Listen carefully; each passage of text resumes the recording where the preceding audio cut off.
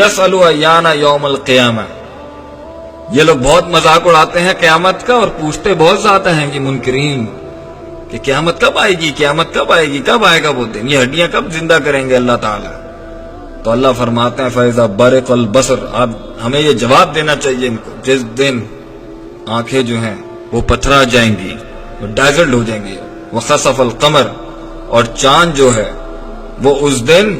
اپنی روشنی کھو بیٹھے گا، وَجُمِعَ الشَّمْسُ وَالْقَمَرُ، اور جب سورج اور چاند ملا دیے جائیں گے،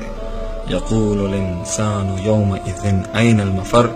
تو انسان کہے گا اس دن بھاگنے کی جگہ کہاں ہے، کہیں ہاتھ چبا رہا ہے، کہیں بھاگنے کی جگہ مانگ رہا ہے، کہیں کہہ رہا ہے یقول یا لیتنی قدمت لحیاتی، ہائے کاش میں کچھ اچھا بھیج دیتا آگے، کہیں کہہ رہا ہے میں مٹی ہو جاؤں، کہیں کہہ رہا ہے ہمیں موت دے دے، کہیں کہہ رہا ہے کہ مجھ سے سونا لے لو، سب کچھ لے لو لیکن مجھے بچا لو، کہیں کہتا ہے کاش میں سنتا، کاش میں عقل رکھتا، کہیں کہتا ہے کہ ہمیں یہاں سے باہر نکال دے، کہیں کہتا ہے اللہ واپس دنیا میں بھیج دے۔ اللہ اکبر، یہ ساری وہ نفسیاتی تکلیفیں جن سے گزریں گے۔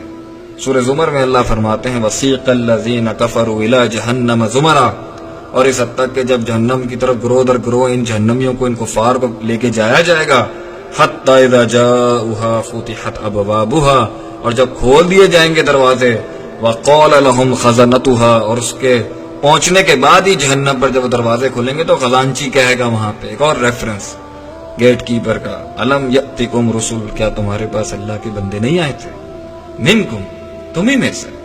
یتلون علیکم آیات ربکم، جو اب تمہارے ہی رب کی آیتیں تم پر تلاوت کرتے ہیں اور ہمیں آیتیں سن رہے ہیں۔ دیکھیں کتنا پیارا میسج ہے قرآن کا۔ وَيُنذِرُونَكُمْ لِقَاءَ يَوْمِكُمْ هَذَا، وہ تمہیں ڈراتے تھے اس دن کی ہولناکیوں سے، قالوا بلا، اور خاموشی، وہ کہیں گے ہاں آیا تھا، وَلَكِنْ حَقَّتْ كَلِمَةُ الْعَذَابِ عَلَى الْكَافِرِينَ، اور کافروں پہ عذاب کے کلمے سچ ہو گئے۔ سوچنے کی بات یہاں پہ یہ ہے اس دن کیا ہوگا ہمارے ساتھ، اور ہم کن پیٹی ایشوز اور چھوٹے معاملات کے اوپر اپنا ایمان بیچ دیتے ہیں، اپنی زندگی داؤ پہ لگا رہے ہیں آخرت کے مقابلے میں۔ اس دنیا کو ہم نے کتنی ترجیح دے دی ہے، اور ہم ڈپریشن میں چلے گئے ہیں صرف اس بیس پر کہ ہمیں کسی نے چھوڑ دیا ہے، کسی نے ہمیں محبت نہیں دی، کسی نے ہم سے بات نہیں کی، کسی نے ہمیں امپورٹنس نہیں دی، محفل میں ہمیں سینٹر آف اٹریکشن نہیں بنایا گیا، یا میں ساروں انسانوں کا بادشاہ نہیں بن سکتا۔ یہ کوئی غم نہیں ہے میرے بھائی، ہمیں چاہیے کہ ہم اللہ کی ناشکری نہ کریں، جو ہمیں مل گیا اس پر خوش رہیں، اور ان ہولناکیوں سے،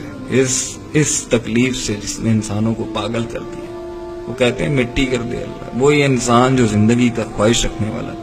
نئی زندگی ملنے پہ تو اسے خوش ہونا چاہیے تھا،